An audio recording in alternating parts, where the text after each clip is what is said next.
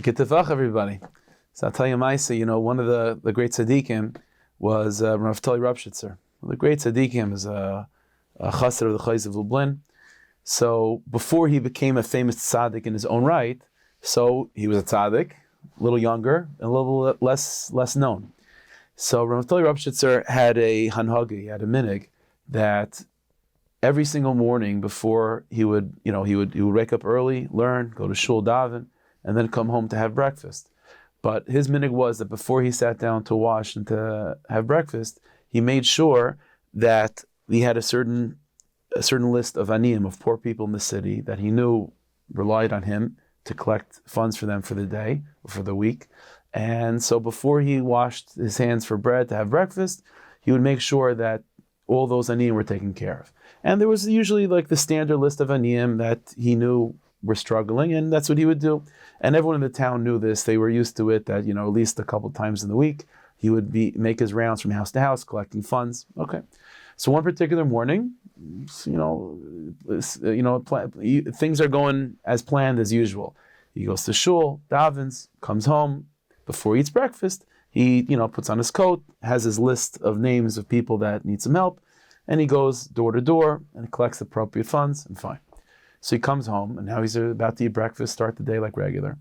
And as he's about to sit down to eat, he sort of senses there's someone by the door. Okay. So he goes to the door, and he sees that there was a poor person by the door. And he says, Rabbi, I know that, usually, I'm not on your regular weekly list, but this week I'm really struggling, and if you could help me out, that would be very much appreciated. So Rav Yussie says, of course, 100%. I just went through the rounds, and so, we're not talking about wealthy people to begin with, but I'll do what I can. Obviously, if you need help, then I'll help you. So Rav Yussie goes around, and if it was tough anyway to make the rounds the first time, because people say, Naftali's coming, we know what he wants. The second time is even more difficult. So, and there was one particular house that he knocked on the door, and the person really, really gave it to Rav Yussie in a harsh way. He said, yeah, bothering me again. What are you doing? This is all you do all day is just to collect money for people. What are you doing? So, but he gave him a hard time. He still gave him a few dollars, but, fine. Rav Yussie makes the rounds, comes back home, and gives this other ani, the funds that he needed. Okay. So finally, Rav Yussie is about to sit down to eat breakfast. All of a sudden, another knock on the door. Okay. So he goes to see what's going on. Another ani is there. Again, one of the non-regular aniyim. And he says, listen, Rav Yussie, I know that I'm not usually on the list, but this week I'm mamish, you have no idea, I'm going through such tzaris, I need the help. If you could help me or just at least hear me out. So he says, 100%, I'll do what I can. What's the problem? So he says, usually I always have a hard time with parnasa, but this time it's mamish geferlach. My wife is sick, and so I'm taking care of her a lot of times, so even whatever work I'm able to do, I can't do. My daughter is getting engaged soon, I don't have a dowry for her, and my house just collapsed, and things are leaking and falling apart. The chayvus are building up, I'm at my wit's end, I just need the extra funds this week, if you could please help me out. So he says, 100%, listen, I'll be honest with you, I already went the rounds twice today, so I don't know, how much I'll be able to get, but certainly I'll do what I can. Obviously, what you're telling me, it's a serious situation. I'll do what I can. So Rav Yussie puts his coat back on, goes outside to make the rounds for a third time, and he's assuming, and he's already sort of mentally preparing himself to be yelled at and to be, with given dirty looks, and probably not even to be so matzliach. And specifically that one house, that one house that he got chewed out on. By the second time, he's imagining if I go there the third time, what's going to be? But I have no choice. This person needs help. What am I supposed to do? So Rav Yussie, gathers himself, his strength, and he goes to the first house, knocks on the door, and all of a sudden the person's like, you know what? Oh, Rav Yussie, it's so nice to see you again. I was just thinking, last time I gave you a certain amount of money, I could probably give you more. So he gives him a nice amount. Rav Yussie is a little bit surprised. He goes to the next house, and he knocks on the door again. And instead of again being yelled at or being given angry looks, the person welcomes Rav Yussie with open arms. It's so nice to see you. Yeah, you know what? Listen, thank God I'm being blessed. There's no reason I should be able to help more. Until finally he comes to that house, to that person that really gave him tzaras the second time, and he knocks on the door again. And this person is even more friendly than everyone else and says, Rav Yussie, I feel so bad the way I treated you before. I'll give you more. I'll give you extra. It'll be good. I hope you're meichel me.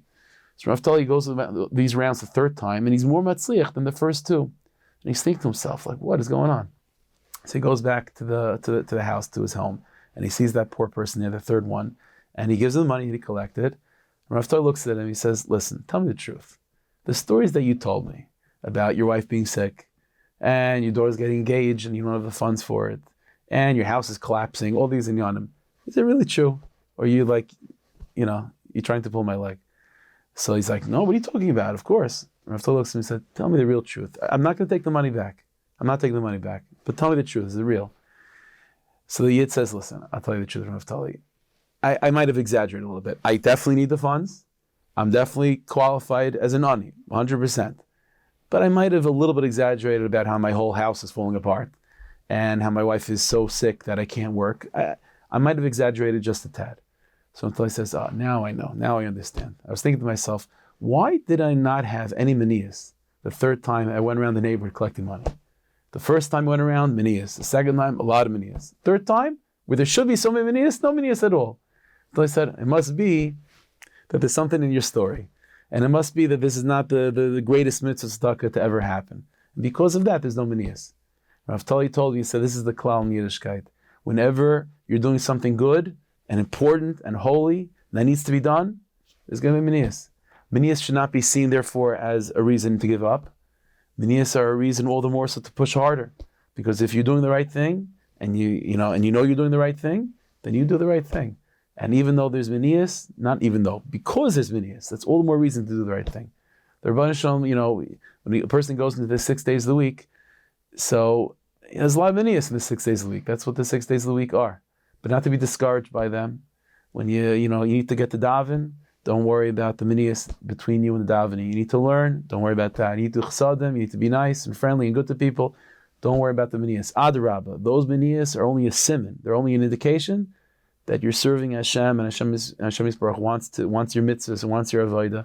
You have to just push back against the manias. It's a siman of how deeply your avodah is being taken in Shemaim. So Hashem should bless us. Should be zeichet to have a week not full of manias, but a week full of confidence and strength to break through all the obstacles you have to break through, and the greatest obstacle of all, which is Galus itself. Should be zeichet to experience the Gula Shalem of Amitis. Befrat b'chlal b'yis kol tzedek v'her v'yameinu amen.